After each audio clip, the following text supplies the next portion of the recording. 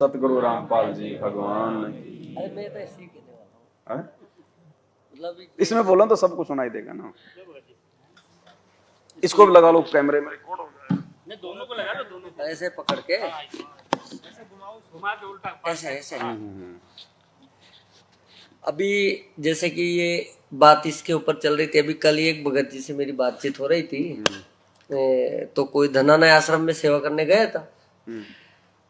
तो कि भगत जी मैं तो आश्रम में सेवा करने गया, लेकिन वहां तो मुझे बहुत रोना आया। तो मैंने ऐसा क्यों हुआ भगत?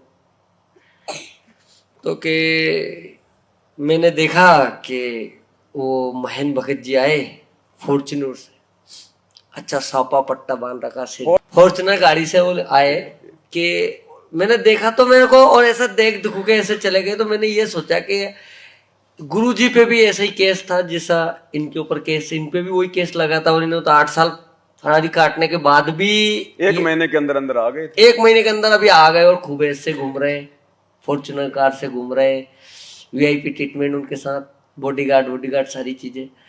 तो ये क्या है? मतलब ये क्या, कौन सा खेल है? मतलब कि उनके लिए कानून बदल गया, गुरुजी के लिए कानून अलग।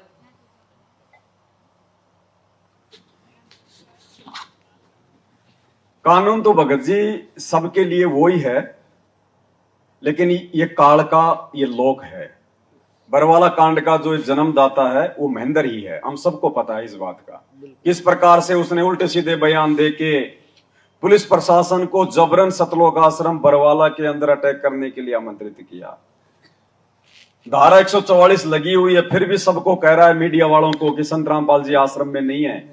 हमने तो उनको स्वास्थ्य इलाज के लिए 2 दिन पहले आश्रम से बाहर कर दिया। मतलब जबरन उन्होंने पुलिस वाले को उकसाया कि भाई जब इतना जिम्मेदार व्यक्ति संत रामपाल जी का भाई यदि ये बयान दे रहा है तो जरूर कोई ना कोई गड़बड़ है। उस समय तो 3 तारीख से लेके 20 तारीख तक मैं भी स्वयं भी वही था थे ना। तो प्रशासन ने देखा कि ना तो यहाँ चिड़ी आ सकती ना चिड़ी जा सकती, 144 धारा लगी हुई है और संत रामपाल जी का भाई कह रहा है कि संत रामपाल जी आश्रम में है ही नहीं। तो जबरन पुलिस प्रशासन को आश्रम पे अटैक करना पड़ा कि माजरा क्या है। कहीं संत रामपाल जी वास्तव में कहीं जो है अंडरग्राउंड तो जो है नहीं कर दिए गए। एक बार आपसे ये भी बोला था ना, गुरुजी का आदेश कोई आता है तो पहले मेरे पास वेरीफाई होता है। आया था ना उसका भगत जी। भाई ये पहले से सारा सिस्टम है भगत जी, ये काल का पूरा षड्यंत्र है। ये आदेश में डायरेक्ट नहीं आएगा, पहले ये तो ये शुरू से नहीं मानती है लोग गुरुजी को। देखो शायद रिकॉर्डिंग मेरे से वेरीफाई कराना पड़ेगा। हाँ मतलब गुरुजी से आदेश लेने के बाद मेरी मंजूरी जरूरी है। तो फिर गुरु कौन हुआ भाई? जब गुरुजी ने आदेश दे दिया कि बेटा तूने ये काम करना है और उसके बाद में हमने महेंद्र से वेरिफिकेशन करना पड़ेगा कि गुरुजी ने जो कहा है वो काम हमने करना कि नहीं करना, तो फिर गुरु कौन हुआ? तो ये बातें भगत जी कौन बोल सकता है? वो बोल सकता है जिसकी बुद्धि बिल्कुल उसके मतलब घुटनों में हो। अरे गुरु का आदेश उसके बाद में किसी जीव के आदेश की आवश्यकता है क्या? लेकिन वो महेंद्र कैसे मानेगा भगवान यार, उनके साथ खेले कूदे गुरुजी। अब वो तो बात है ना भगत जी, काल तो देखो। अब वही तो कह रहे हैं गुरुजी कि हम गुरुजी को अपने जैसा इंसान मान के चलेंगे तब तक परमात्मा कह रहे हैं हम धोखा खा जाएंगे। यदि हम गुरुजी को अपने जैसा एक मानुष मान के चलेंगे, उनके साथ में रहेंगे, तो कभी ना कभी बात बिगड़ेगी। और वो बात बिगड़ गई। देखो क्या कह रहे हैं गुरुजी, यदि तुम गुरुजी को अपने जैसा एक आम व्यक्ति मान के चलोगे और उनके साथ में रहोगे तो कभी ना कभी मन में दोष आएगा।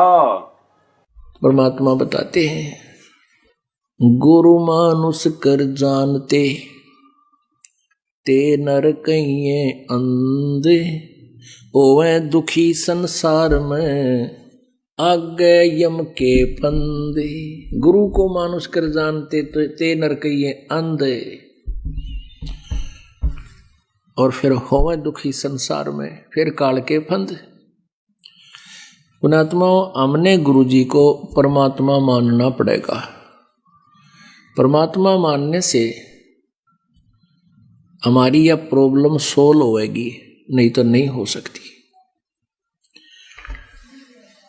हम अपने ही जैसा गुरु को माने, एक मानुष रूप मान करके हम यदि उसके साथ रहेंगे तो कभी ना कभी दोष आपके मन में आवेगा। और ये दोष इन सब के मन में आ चुका है। यदि गुरु को मानुष मान के उसके साथ में रहेंगे तो मन में दोष आएगा। आ गया दोष और अपना धंधा शुरू कर दिया इन्होंने। क्या आवश्यकता है भाई? कौन से भगत हमेशा आश्रम में जो है रहेंगे? कोई महीने में 1 दिन के लिए जाएगा, कोई बेचारा 2 दिन के लिए जाएगा, इतना ही है ना। अरे 2 दिन की साथ संगति तो यहां भी है, तो क्या यहां हमने पूरा मतलब आश्रम बनाने की आवश्यकता है क्या? हमने कोई आश्रम बना रखा गया? यहां ये किराए पे ले ली, परमात्मा की यहां पे 2 दिन जो है मतलब की महिमा हो जाएगी, उनकी चर्चा हो जाएगी, बस अपने अपने घर पे। आज आश्रमों की हमारे को जरूरत है ही नहीं, और ना आश्रमों की हमें कभी आगे जरूरत पड़ेगी। इस भक्ति मार्ग में आश्रमों के लिए कोई जगह है ही नहीं। अगर आश्रम हो गए तो पाखंड शुरू होगा, धंधा शुरू हो जाएगा। इसलिए परमात्मा ने अपने सत्संगों में पहले ही संकेत किया हुआ है कि सतलोक जाने से पहले ऐसी व्यवस्था करके जाऊंगा, बच्चों तुम्हें कहीं हांडने की जरूरत ही नहीं पड़ेगी, धक्के खाने की जरूरत ही नहीं पड़ेगी। घर पे रह के अपनी भक्ति करना और अपना काम धंधा करना। क्या करें गुरुजी? देखो सारे संकेत कर रखे हैं गुरुजी ने, शुरू से लेकर एंड तक सारे। हर चीज का जवाब, हर शंका का समाधान उनके सत्संगों में है। गुरुजी कह रहे कहीं हांडने की जरूरत नहीं पड़ेगी आपको। ये दास जब सतलोक जाएगा ऐसी व्यवस्था करके जाएगा। पुण्यात्माओं, ये ऐसा ज्ञान है सिंपल लैंग्वेज में, बूढ़े तो बूढ़ा कति 70-80 साल का भी इस ज्ञान को समझ जाए। अगर बालक 10 साल का भी इसको ध्यान से सुनेगा तो कति उंगलियां पर हटा दूंगा आपके। ज्ञान तो इसलिए बताना जरूरी हो गया कि अज्ञान गणा हो गया, कोई तुम्हें विचलित ना कर दे और ये बात बिगाड़ ना दे काल का दूत आके। इसलिए नहीं तो फिर 2 अक्षर की बात है, ये ज्ञान है, ये नाम है, ये भक्ति करो, फिर बातें खत्म होगी। ये मर्यादा है। अगर जब ये एक रूटीन पड़ जाएगा, फिर सत्संग घर घर में सीढ़ी हो जाएंगी, घर घर में सत्संग सुनियो। ये दास जब सतलोक चला जाएगा ऐसी व्यवस्था बना के जाओगे कि तांडने की जरूरत ना पड़े तुम, और कई पीढ़ियों तक का मोक्ष होगा आपको। फिर कोई विचलित करने वाला नहीं रहेगा, ना काल का दूत घुसेगा जो तुम्हें बर्बाद कर दिया, तुम्हारे कोई अज्ञान पैदा कर दिया। ज्ञान नाम की चीज नहीं छोड़ेगी परमात्मा का, ऐसा ज्ञान है ये। रामपाल जी भगवान की। आइए इधर आओ भगत जी। बंदी छोड़ सतगुरु रामपाल जी भगवान की जय हो। भगत जी, एक शंका समाधान करना है कि जैसे अपन जो आरती करते हैं ये खड़े होकर कर रहे हैं, और गुरुजी ने कहा बैठ के कर सकते हैं, ये है शंका समाधान। तो इसमें तो कोई बड़ी बात नहीं है, तो शंका समाधान की पुस्तक में लिखा हुआ है। और रामनाथ दास है, ललितपुर से हैं हम। ललितपुर से हैं। ललितपुर से? हाँ, रामनाथ दास। और आप एक बार संजय आप आई हो तो कोई दिक्कत नहीं भगत जी, बैठ के करो, मना किसने किया? अगर किसी को कोई तकलीफ है, कोई परेशानी है, वो बैठ के करो। ये सत्संग हमारे पास क्या है? वही सत्संग सुन लो नहीं लगाओ, सही बात है, सही है। अपना मंत्र करता रहे, काम करता रहे, अपनी आरती बोल ले जा, नित्यनेम भी कर ले, रोटी बोए जा, नित्यनेम चलता रहे। आजकल तो आधुनिक बहुत से उपकरण हो गए, वैसे भी याद हो जाते हैं कुछ दिनों में। और नहीं बैठ कर अपनी किताब लेकर वह पढ़ ले। अब हवन हो गया तो हम अपना काम आप करेंगे, जो बात बनेगी। भगत जी कह रहे हैं ये जो सत्संग इन्होंने सुनाया है, इस सत्संग में जैसे परमात्मा कह रहे हैं कि भाई अपनी रोटी भी पोई जा और अपना नित्यनियम भी कर ले, है ना। अपना कोई काम है, कोई झाड़ू पोछा है, वो भी अपना करते रहो और अपना नित्यनियम भी कर लो। भगत जी ये जो परमात्मा ने जो बात बताई ना, ये प्रारंभिक स्थिति है एक भगत की। भक्ति मार्ग से जुड़ते ही आप किसी भगत को पूर्ण मर्यादाओं में रख के भक्ति नहीं करवा सकते। और जब परमात्मा सभी के सामने बैठ के जब अपने मुख कमल से ये सत्संग करते हैं, तो परमात्मा जो है उस सत्संग में सभी के लिए संकेत करते हैं। यानी उस सत्संग में भगत जी कोई सारनाम प्राप्त भी बैठा है, उसमें कोई सतनाम प्राप्त भी बैठा है, उसमें कोई प्रथम नाम वाला भी बैठा है, और एक व्यक्ति ऐसा है जो आज खाली सत्संग ही सुनने आया है। तो परमात्मा सभी के हिसाब से उसमें जो है वो सत्संग करते हैं, और जिसको जो बात समझ में आ जाती है उस हिसाब से उस बात को जो है वो पकड़ लेता है। अब आपकी बात को दो प्रकार से परमात्मा इसका समाधान करवाएंगे। भगत जी को थोड़ी सी यहां डाउट ये हो गया कि गुरुजी कह रहे हैं कि अपना नित्य नियम भी अपना जो है लगा दो, अपना वो करते रहो। नहीं, और बैठ के पुस्तक लेके भी कर सकते हैं भाई, अपन तो हाँ, कोई बात नहीं, कोई बात नहीं। शांति से बैठने का मतलब क्या होता है वो भी आपको समझाएंगे भगत जी। मतलब चाहे मतलब बैठ के कर लो नित्य नियम, अपना काम करते करते कर लो, अपना जो मर्जी कर लो। अब भगत जी ने तो सुना दिया आपको, स्पष्ट तो इसमें आदेश दिया नहीं गुरु जी ने कि भाई आपने बैठ के ही करना है, आपने खड़े होके नहीं करना, ऐसा तो कुछ लिखा नहीं इसमें। क्या करें गुरु जी, अपना मतलब बैठ के कर लो, अपना आराम से कर लो, ठीक है। अब एक छोटा सा सत्संग सुनाऊंगा भगत जी मैं भी आपको परमात्मा का, 2 मिनट का, ठीक है। अभी चौथा दिन है। एक जो आपने पहले आपको बताया था कि कोल्हापुर के अंदर एक भक्त है हमारे, पूरा परिवार परमात्मा का नाम लिए हुए है। तो उसमें पीछे आपको बताया था कि वो पूरा परिवार उपदेश लिए हुए हमारा, और वो एक सीडी बना रखी है, दास ने सीडी, वीडियो सीडी में भर रखा है, नित्यनेम सुबह का। तो वो वीडियो सीडी लगा करके और टीवी में चला करके पूरा परिवार सत्संग सुबह का नित्यनेम किया करता है। तो वो बता रहे थे कि हम शाम जब पिछले 8 श्लोक रह जाते हैं। अब सुनना भी ध्यान से, इसमें परमात्मा कह रहे हैं कि वो परिवार वो टेलीविजन में सीडी में नित्य नियम लगा के ऑडियो वीडियो में, और वो सुनता है, और लास्ट की जब वो 8 वाणियां आती हैं, गए भी ख्याल विशाल सतगुरु, उस समय वो खड़े हो जाते हैं ये सोचकर कि वो पूर्ण परमात्मा, वो कबीर साहिब हम आत्माओं के लिए यहां पे आए हुए हैं, सतगुरु रूप में आते हैं, हमसे भक्ति करवाने के लिए आते हैं। तो लास्ट की 8 वाणियों में वो खड़े हो जाते हैं। सुनिए। और टीवी में चला करके पूरा परिवार सत्संग सुबह का नित्यनेम किया करता है। तो वो बता रहे थे कि हम शाम जब पिछले 8 श्लोक रह जाते हैं, गैबी ख्याल विशाल सतगुरु अचल दिगंबर थीर है, भक्ति हेत आन काया धरे आए अवगत सत कबीर है। तो वो जब शुरू होता हम खड़े हो जाते हैं और आदर सत्कार से ये सोचते हैं कबीर परमात्मा सतलोक से आते हैं तभी जीवों का कल्याण करते हैं। वो परिवार लास्ट के 8 श्लोकों में क्यों खड़ा होता था? गुरुजी ने बताया कि वो ये सोचते हैं कि परमात्मा धरती पे हम जीवों के लिए आते हैं और हम उनके आदर सत्कार के लिए हम खड़े होके ये 8 वाणियां गाएं। तो भाई उनकी सोच केवल इतनी थी, वो केवल 8 वाणियों में सोचते हैं कि परमात्मा नीचे उतर रहे हैं। हम सत्सेवक जब से नित्य नियम शुरू होता है उसी समय से ये सोचते हैं कि सामने हमारे भगवान ही बैठे हैं, इसलिए उनके आदर सत्कार में हम खड़े होते हैं।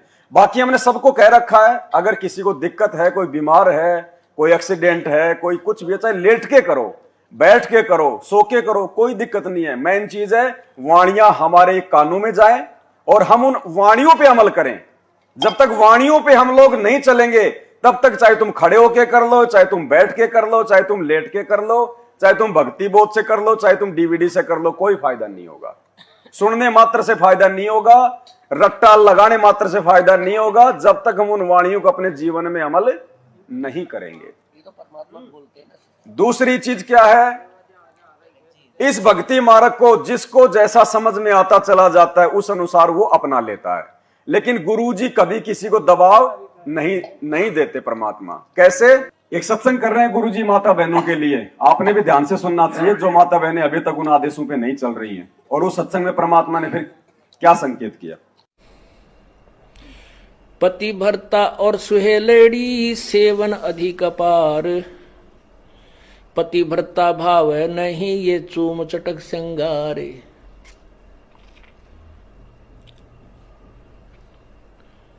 पुण्यात्माओं,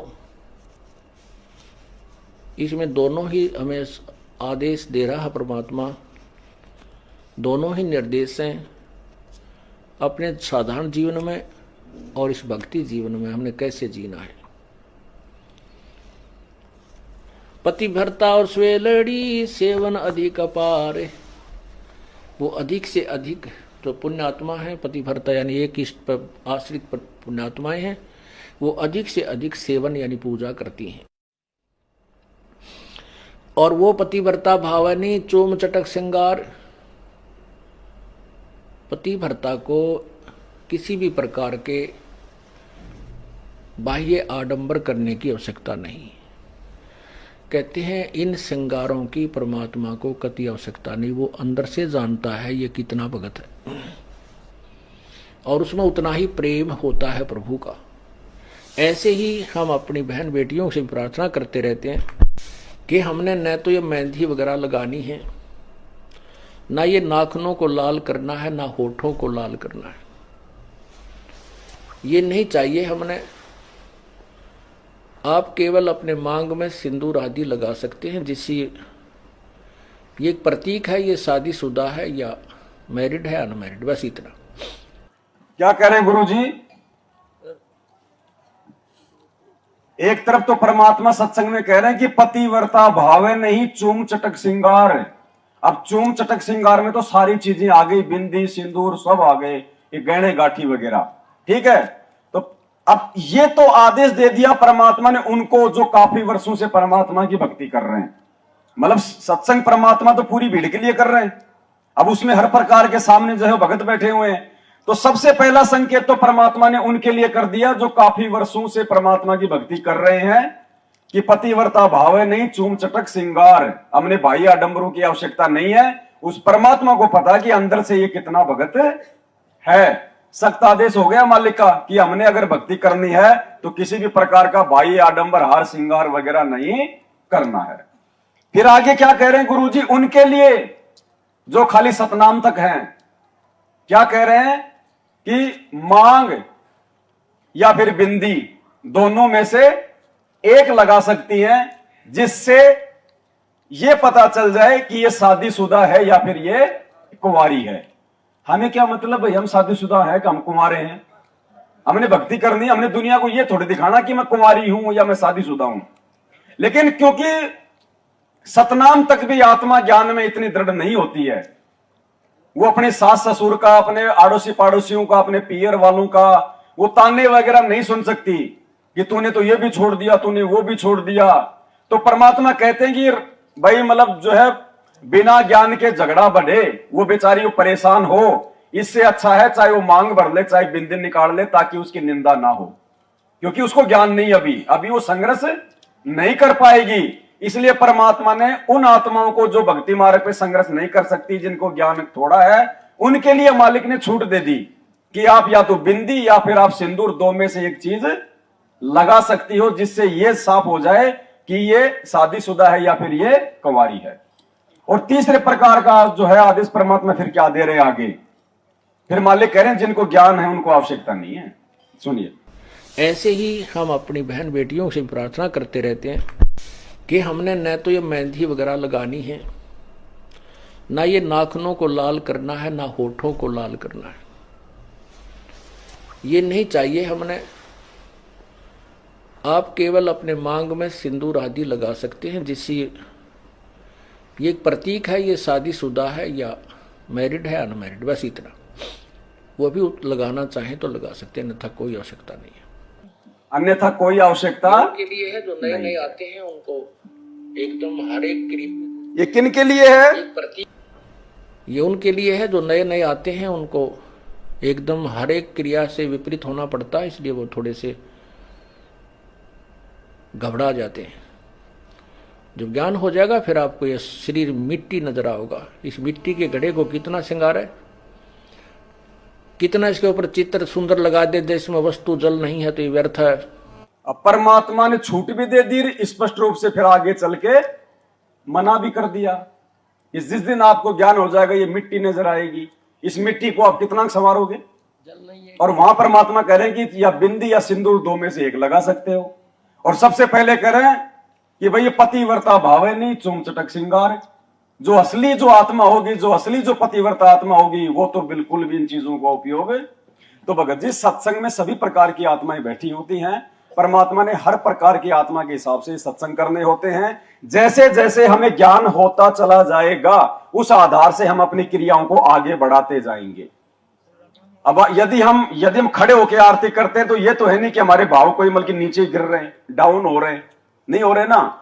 अब देखो सबसे बड़ा मैं आपको एग्जांपल दूंगा, सबसे बड़ा, उसके बाद आप समझ जाओगे कि हमने आरती खड़े होकर करनी चाहिए या फिर बैठ के करनी चाहिए। सतलोक आश्रम बरवाड़ा में आप में से कितने भाइयों ने नाम लिया हुआ है? हाथ खड़े कर दो एक बार, ठीक है, नीचे कर लो। तीनों समय की आरती सतलोक आश्रम बरवाड़ा में हम खड़े होके करते थे या फिर हम लोग बैठ के करते थे? जोर से बोलो। बैठ के करते थे ना। और भोग की आरती खड़े होके, क्यों? अरे वो भी तो आरती थी। तीनों समय की आरती भी आरती है, भोग की आरती भी आरती है, अन्नदेव की आरती भी आरती है। सभी आरतियां हम लोग बैठ के करते थे। और जब भोग लगाया जाता था उस समय हम लोग 42 मिनट तक आज लगा साहिब को भोग खड़े होके करते थे ना। सिर पे कपड़ा बांधते थे ना। क्यों? क्योंकि उस समय हम सबको पता था कि ये कबीर भगवान को भोग लगने जा रहा है, ये भगवान की आरती हो रही है। और गुरुजी को हम भगवान नहीं मानते थे उस समय, इसलिए हम लोग बैठ के आरती करते थे। तो अब हमने पहचान लिया कि वो कबीर यही है जिसकी भोग की आरती हम आश्रम में करते थे।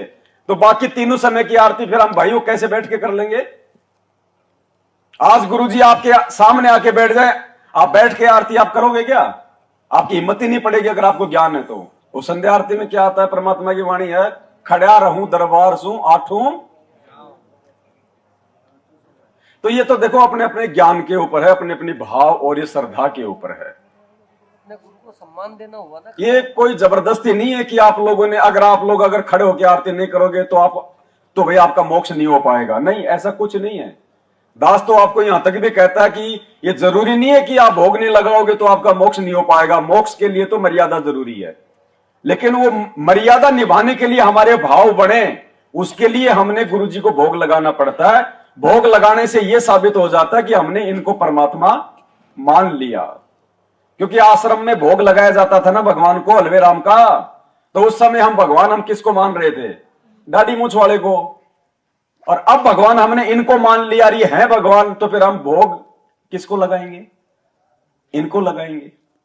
और जब भोग की आरती जब हमारे को परमात्मा ने सिखाया आश्रम में, भाई जो है खड़े होके करनी है, तो बाकी तीनों समय की आरती भी तो हम इसी भगवान की कर रहे हैं, तो क्या वो नहीं करेंगे हम खड़े होके? तो ये तो एक कॉमन सेंस की सी बात है, इसमें कोई ज्यादा तो देखो खड़े होके होती थी जो आश्रम में। और जो अपनी भोग की आरती क्यों भाई? भोग की आरती क्यों होती थी खड़े होके? मजदूरी पे गए हैं, समझ रहे आप, मजदूरी पे गए तो खड़े होके आरती करेंगे हम लोग। मजदूरी आप बैठ के करते हो, आप खड़े होके करते हो? खड़े होके करते। तो फिर आरती खड़े होके करने में दिक्कत क्या आ रही है? देखो कैसे दिक्कत नहीं। जब 2 टाइम की रोजी रोटी के लिए 8-8 घंटे हम लोग सर पे टोकरी रख के इधर उधर घूमते रहे, और भगवान के लिए उनको खुश करने के लिए खाली आधे घंटे में हमारे पैर थोड़े दुख रहे हैं। देखो वो एक रोजी रोटी है, अगर नहीं करते हैं तो कहाँ से मतलब जुगाड़ कट होगी काम धंधे की? तो वो तो एक मजबूरी हो गई। और परमात्मा ने उस धंधे से ज्यादा महत्व किस चीज को देने के लिए कहा? तो गुरुजी ने इसीलिए तो कहा कि ये चलते फिरते उठते बैठते भक्ति करो। वो उनके लिए भगत जी, जो लोग अभी समय नहीं निकाल पा रहे, जो भक्ति से ज्यादा जो अपनी रोजी रोटी को महत्व दे रहे हैं, वो उनके लिए। जैसे वो तो चाहे ना करो आरती, उसमें भी कोई दिक्कत नहीं है। अब 2013 से हमने नाम दीक्षा ली, तो 2013 से हम मालिक की दया से अंगूठा टेक है, पढ़े लिखे भी नहीं है, लेकिन फिर भी अक्षर ज्ञान है तो अपना पकड़े रहते। आरती जो पुस्तक है वो लेके हमेशा बैठ के ही करते हैं, और कहीं अगर भूल जाते तो जहाँ अटका आ जाता वहां पकड़ लेते लाइन।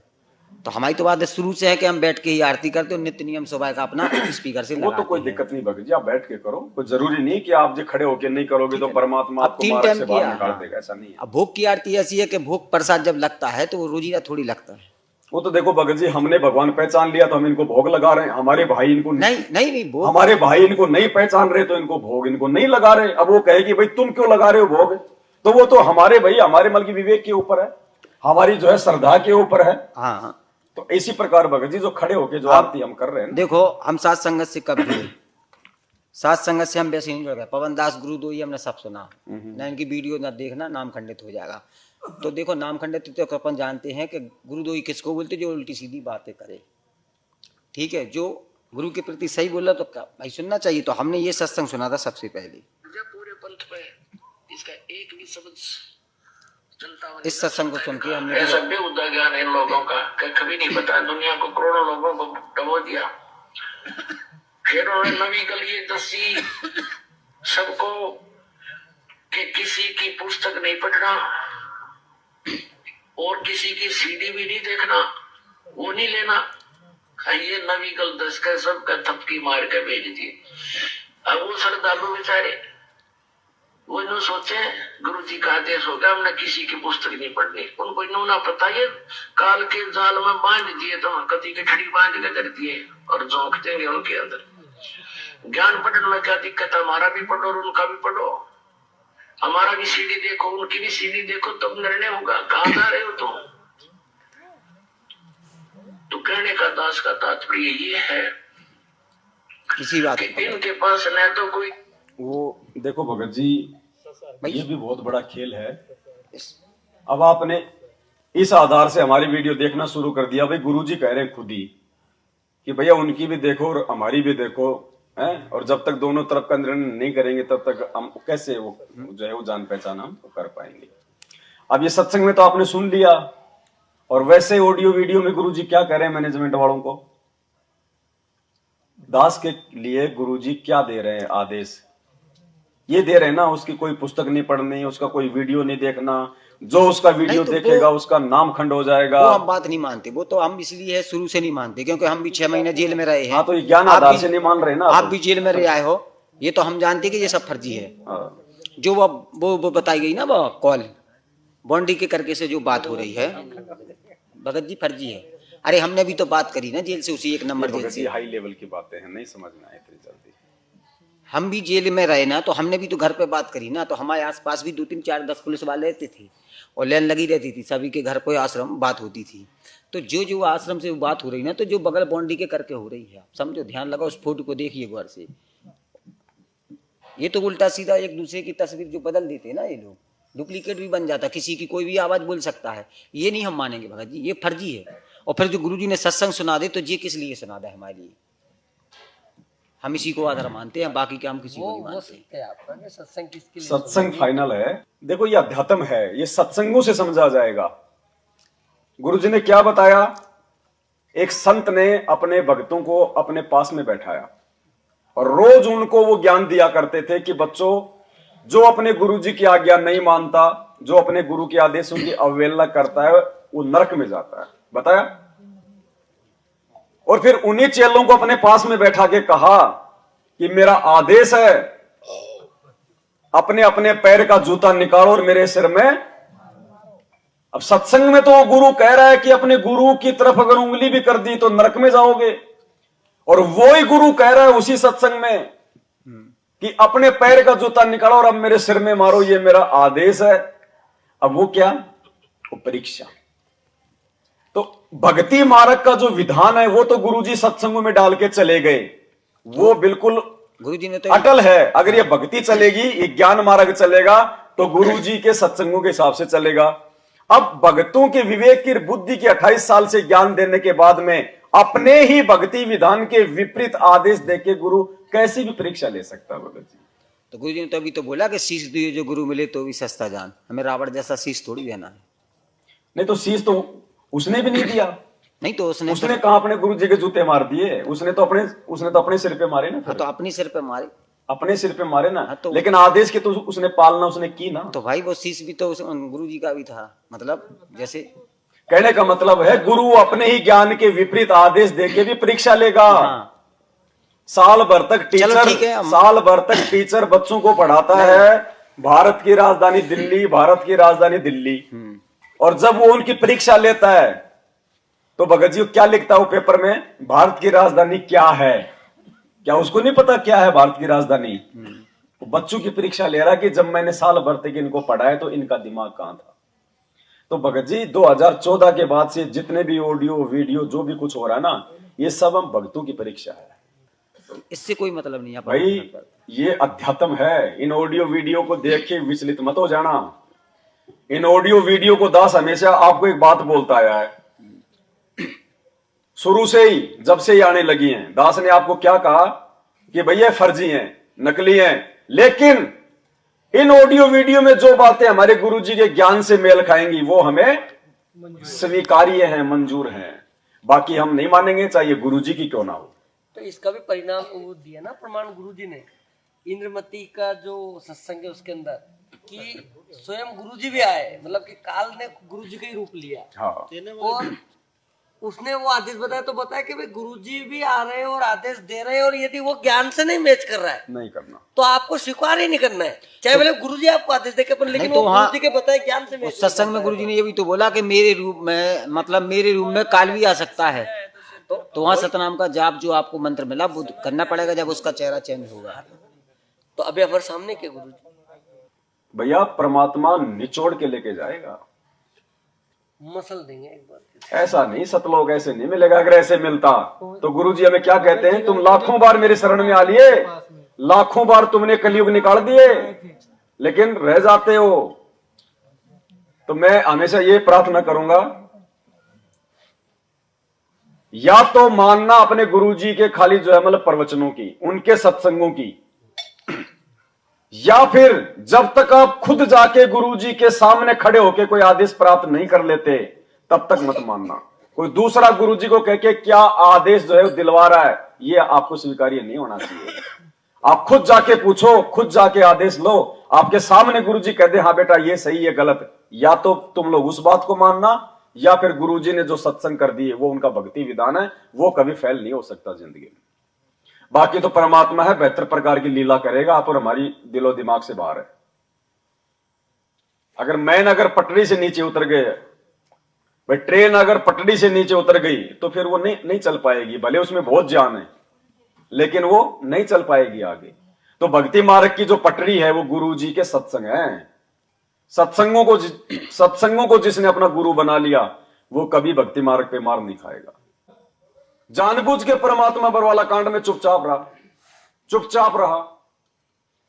गुरुजी ने ये करवाना ही था, इसके किए बिना गुरुजी के परिवार का पाखंड भगत समाज के सामने नहीं आ सकता था, लोगों की आस्था उनसे नहीं हट सकती थी। और भक्ति मार्ग में सबसे बड़ा रोड़ा उनका परिवार, ये वंशवाद, 4 युगों का इतिहास है ये।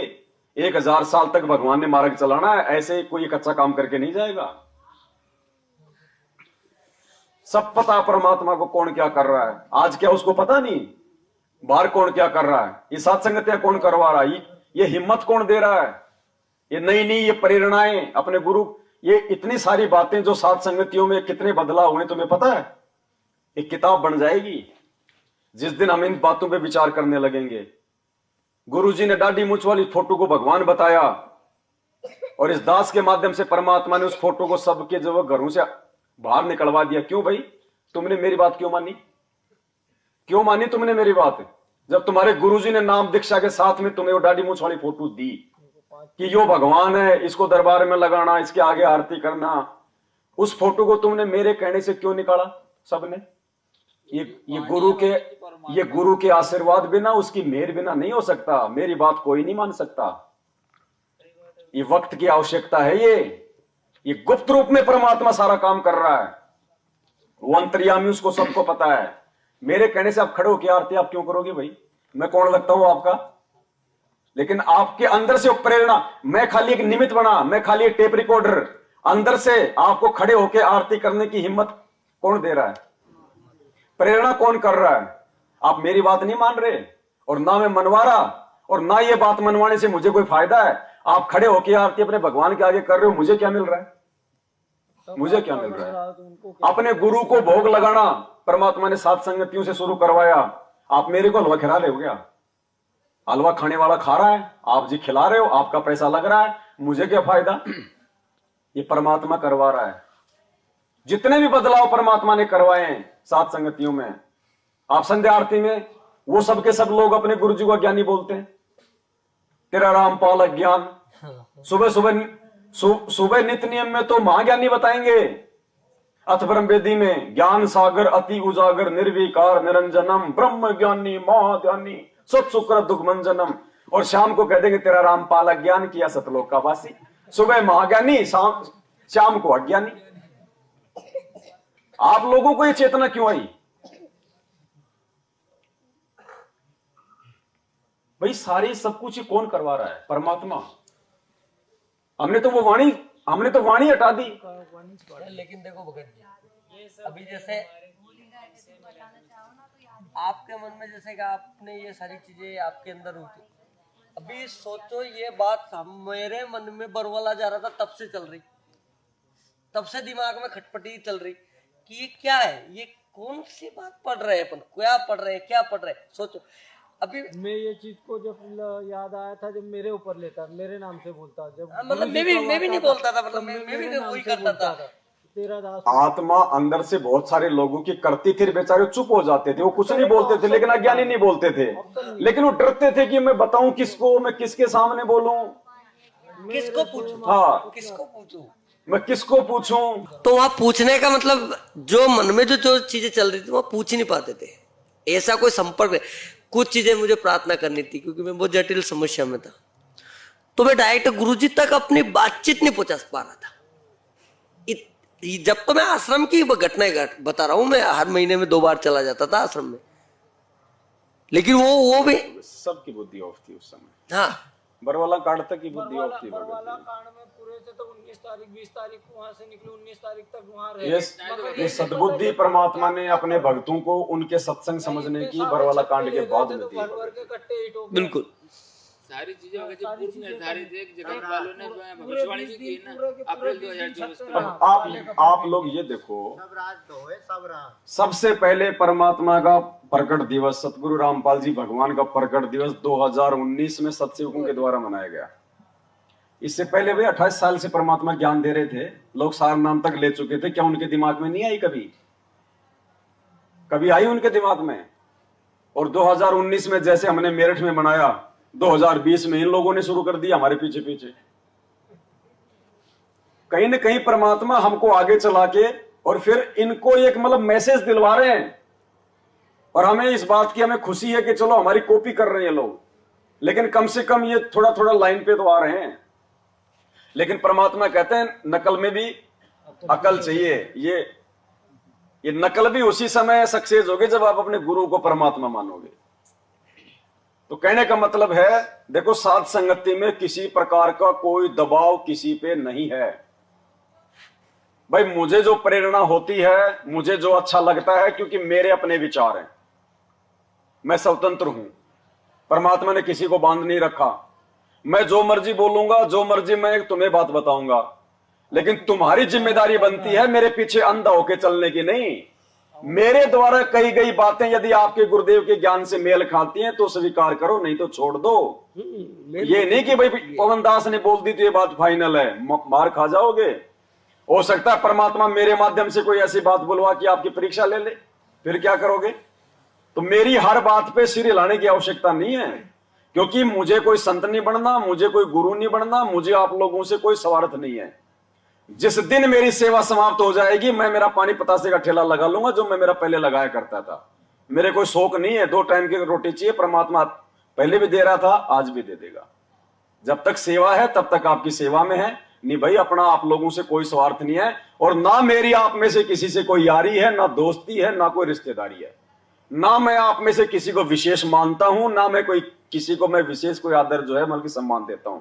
और मुझे कोई विशेष आदर सम्मान देता है तो मुझे वो जहर के समान लगता है। इस मार्ग में कई लोग होते होंगे खुश, लेकिन मुझे नहीं चाहिए वो खुशी। जो आदर सत्कार मेरे भगवान के लिए होना चाहिए, यदि मुझे कोई देता है वो मेरा भगत भाई नहीं है, मैं ज्यादा फिर उसको तवज्जो ही नहीं देता। मेरे साथ में नॉर्मल भक्तों की तरह पेश आओ, बस सत्साहिब कर ली, बहुत कर ली, झुकने की जरूरत नहीं है, कमर तक जैसे बाकियों से करते हो वैसे करो, इससे ज्यादा नहीं। मैं आपका भगत भाई हूं, इससे ज्यादा कुछ नहीं हूं। मैं सबको समान रूप से बैठ के समझा रहा हूं मेरे गुरु के आशीर्वाद से। स्पेशली मैं किसी को नहीं समझाता, ना मेरा किसी से लगाव है, ना मेरा किसी से कोई प्यार प्रेम है। जिससे मैंने प्यार प्रेम इस मार्ग में बढ़ा लिया, काल उसी का रूप बना के ठग लेगा, उसी मित्र के रूप में आके त्रिकुटी पे ठग ले जाएगा। तो भाई मेरा किसी से लगाव नहीं है, किसी से भी मीठा बोलना, प्यार प्रेम से बोलना, आदर सत्कार देना, ये गुरुजी ने सिखाया है, ये अपने दुश्मन को भी देना है। तुम तो हमारे भगत भाई हो। बाकी यारी दोस्ती नहीं, इस मार्ग में विशेष लगाव नहीं कि वो मेरा बहुत अच्छा मित्र है। संगत में बैठ के जहां ये शब्द आ गया कि वो भगत मेरा मित्र है, वो गया काम से। ये मित्रता इस मार्ग में नहीं चलती। तो आंख कान खोल के चलने इस मार्ग में बहुत सावधानी से। जब तक तुम्हारी आत्मा अंदर से गवाही ना दे कि हाँ ये क्रिया सही है जो भगत जी बता रहे हैं मालिक के आशीर्वाद से, जब तक आपकी आत्मा गवाही ना दे तब तक उसको ना करना भाई। और शर्माशर में नहीं कि भगत जी क्या कहेंगे, वो क्या कहेंगे, वो मुझे देख रहा है, कुछ नहीं। परमात्मा कहते हैं लोक लाज ना कीजिए, निर्भय हो रहिए, जो मन चावे राम को दासा तन डरिए।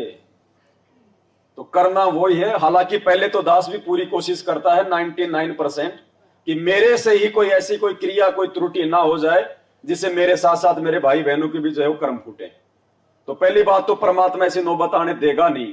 फिर भी क्या पता भाई, सबसे बलवान परमात्मा है। परमात्मा क्या पता ये भी तो चेक कर दे फिर संगत को कि ये मूर्ख इस पवन मैनेजमेंट को छोड़ के इस पवन दास के पीछे तो नहीं पड़ गए अब कि ये जो बात बोलेगा सारी मान लेंगे। ये तो हो सकता है परमात्मा कोई ऐसी आप लोगों की परीक्षा लेने के लिए मेरे मुंह से कभी कोई ऐसी बात भी बुलवा दे जो उनके ज्ञान के और उनके विधान के जो अमल की विपरीत हो। और कुछ मूर्ख गुरुजी के सत्संगों पे विचार ना करके मेरी बात को अगर मान लिया, वो गए काम से। सूक्ष्म खेल है, ये कच्चा धागा है, बहुत सावधानी। तो अंधे होके नहीं चलने आप और हमारे को। आप साथ संगत में बैठे इस मार्ग से यदि आप नीचे गिर गए, देखो काल तो क्या करेगा, गुरुजी ने क्या बताया, वो कमजोर नस को पकड़ेगा। जो कमजोरी है, क्योंकि वो भी तो अपने स्तर का अंतर्यामी है, मन रूप में बैठा हुआ अंदर, सब पता उसको ये क्या सोच रहे हैं। तो बहुत सावधान होके चलना है भाई। मैंने कभी भी 8 साल में किसी भगत को ये नहीं कहा कि मैं जो बोलूंगा वो फाइनल है, नहीं। दास ने ये कहा कि मेरी हर बात को गुरुजी के ज्ञान से तोल लेना पहले। तुम्हारी आत्मा स्वीकार करे तो मानना, नहीं तो मैं बुरा नहीं मानूंगा। क्योंकि आपके मानने से मेरा भला नहीं और आपके ना मानने से मेरा कोई भला नहीं। मैं अपनी भक्ति से पार होऊंगा, आपको आपकी अपनी भक्ति पार करेगी। देखा देखी का मार्ग नहीं है। हम महिमा करने के लिए इकट्ठा होते हैं, परमात्मा की चर्चा करने के लिए, ज्ञान आधार से उनके सत्संगों पे जो है विवेचन करके अपने आप को आत्मिक रूप से दृढ़ करने के लिए हम यहाँ इकट्ठे होते हैं। ज्ञान विरुद्ध कोई भी बात लगे आपको सवाल करने का अधिकार है। आप जो है बल्कि मुंह पे बोलो। यहाँ कोई इज्जत बेइज्जती नहीं है, ना आपकी इज्जत ना मेरी इज्जत, ना आपकी बेइज्जती होने वाली ना मेरी कोई बेइज्जती नहीं होने वाली। और जो भगत इज्जत का ठेकेदार है वो गधा बनेगा अगले जन्म में।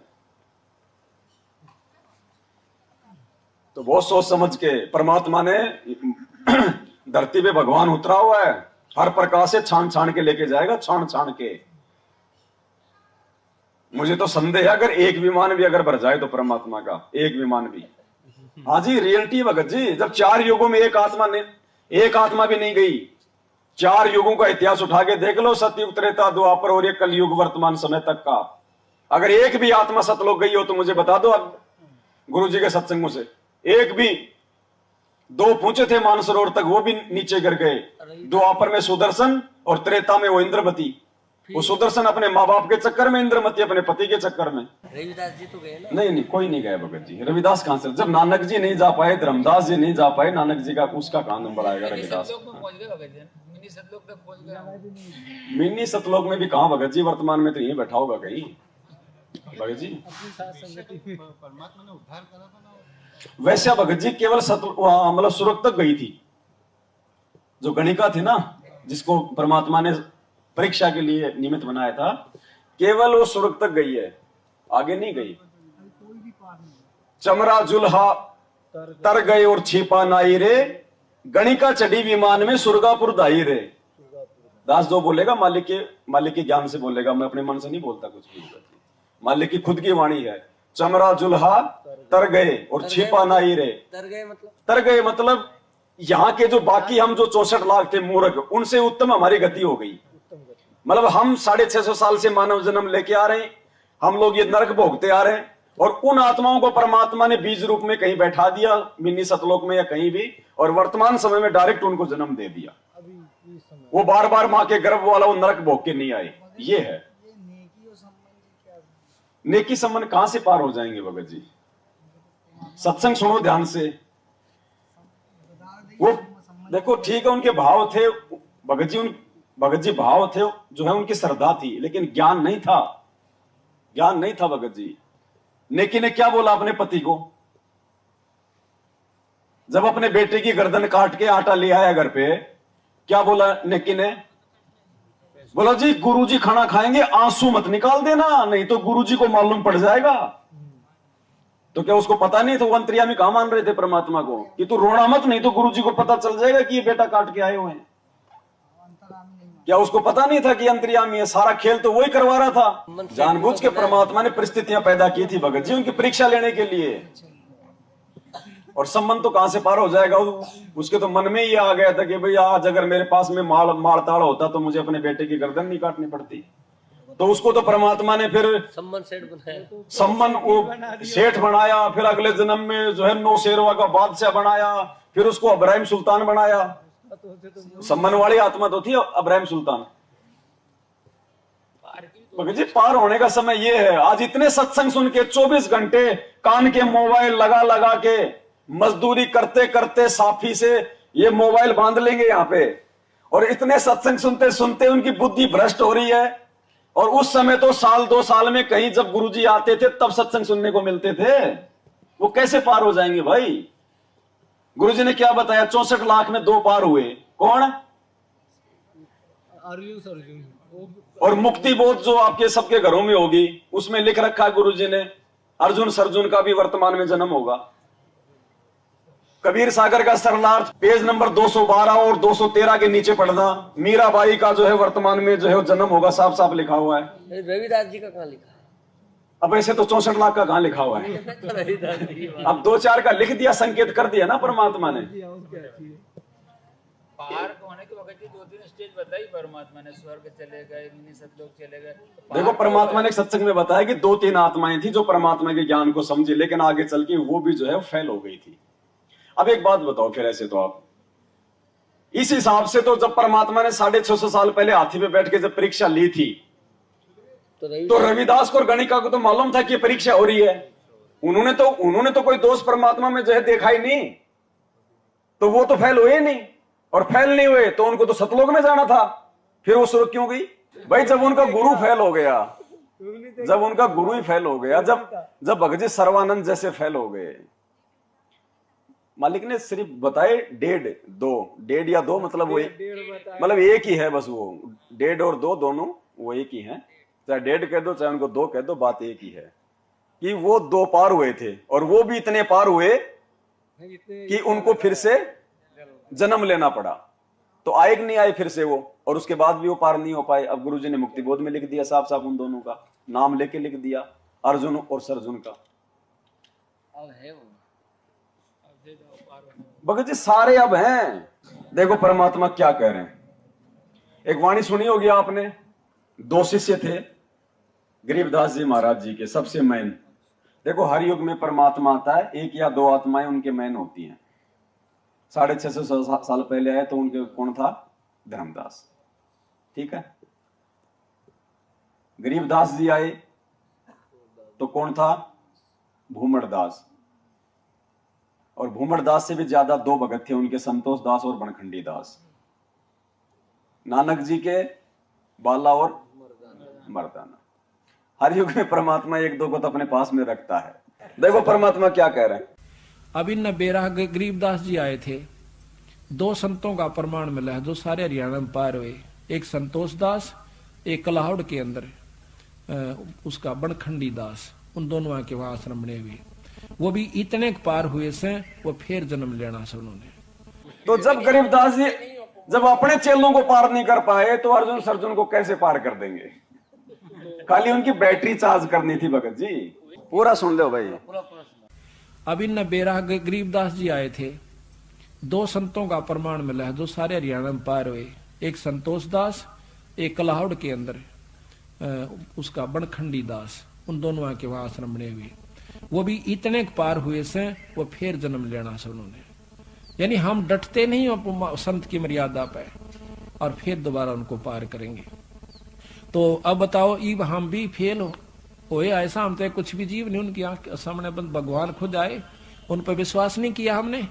इसी प्रकार नहीं मानते, क्योंकि हम फिर उन संतों के चक्कर में पड़े हैं जिनको बड़ी बड़ी जटार लटार धारावाहिक वो चालान से तन्यों को नारा संत तो वो सब, ये तो एक साधारण जाट से, ये तो जमींदार मेरे हार, ये तो फलानी का दो छोरा से, ये तो दोता है ना हमारे गांव का। गरीबदास ने न्यों कहा करते राज वहां मंदिर बना का माथा टेकना साहब, नाक रगड़े से उसके आगे जा गए। और ये फेल होता, भगवान आता है तो क्या सींग लगा का आवेगा या कोई और काम करके आवेगा, वो कारण होता है। पर उस समय हम फेल हो जाते हैं, फिर उड़ा मंदिर बनाते हैं, मूर्ति लावा सा, फिर पूजन लाग जावा। समय जब मानते नहीं उसकी एक भी, अरे एक मान लेते तो एक का पार कर दे, इतना बड़ा ग्रंथ लेके अपन जी छोड़। क्या उन्होंने बताया नहीं होगा, क्या उन्होंने समझाया नहीं होगा, दुनिया को बहुत कहा होगा। पर हमारा जो उल्टी बुद्धि फेर रखी काल ने, या सुलटी होना मुश्किल से, भक्ति मुश्किल नहीं है। मकर तार में ही मैदान, सूर्य संत पहुंचे सुजान, बहते को बैजान न दे, सतगुर पूरे खेवट हैं। शब्द अतीत हमारी जात, गरीब दास गुदा ना गात।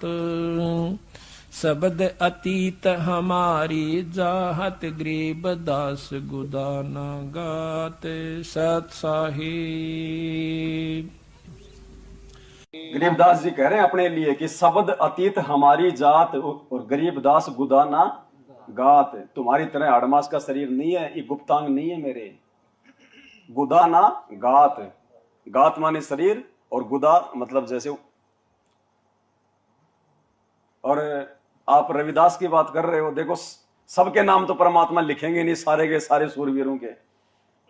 जब काशी में चिट्ठी डाली गई थी शेख तकी के द्वारा, और भीड़ इकट्ठी हो गई काशी में, और रविदास जी परमात्मा की झोपड़ी में थे उस दिन, और सुबह सुबह रविदास जी लोटा लेके लैट्रिन करने गए, और जब उन्होंने भीड़ देखी और दो चार से पूछा कि भाई काशी में इतनी भीड़ क्यों, तो बोले रे काशी वालों तुम कौन सी दुनिया में रहते हो, तुम्हें पता नहीं कबीर भंडारा कर रहा है। कौन कबीर? वो जुलाया कबीर। तो रविदास जी बोले तुम्हारे पास कोई चिट्ठी वाठी है?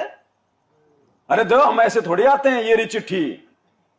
तो गुरुजी ने क्या बताया सत्संग में, बेचारा कित का लैट्रिन करे था, उसके तो ऊपर चढ़ गई, वापस लेके लोटार झोपड़ी में आ गया। बोले भगवान आज तो अपनी काशी छूटेगी। अगर रविदास जी को विश्वास होता कि ये त्रिलोकी नाथ है, ये भगवान है जो पूरी दुनिया का पालन पोषण कर रहा है रोज, वो 18 लाख को भोजन नहीं करवा पाएगा, ये काशी छूटेगी। तो परमात्मा ने भी फिर वैसी लीला की, उस भगत का ज्ञान देख के बोले भाई अंदर से कुंडी लगा ले और रात रात काट ले, सुबह दोनों चलेंगे यहां से। तो बोले तुरंत कुंडी लगा दी रविदास ने। तो भगत जी ये ज्ञान से ही निर्णय होगा, मतलब ज्ञान ही इम्पोर्टेंट है पार उतरने और के कुछ लिए। नहीं है ज्ञान के अलावा। ज्ञान नहीं हुआ ना, अब विश्वास होता तो बोल देते कि काशी वालों 18 क्या, परमात्मा तो 18 जो है करोड़ को खिला दे 2 मिनट में। क्या कहा परमात्मा ने, जब वो 2 भक्तों की परीक्षा लेने के लिए वो देवदूत आया था,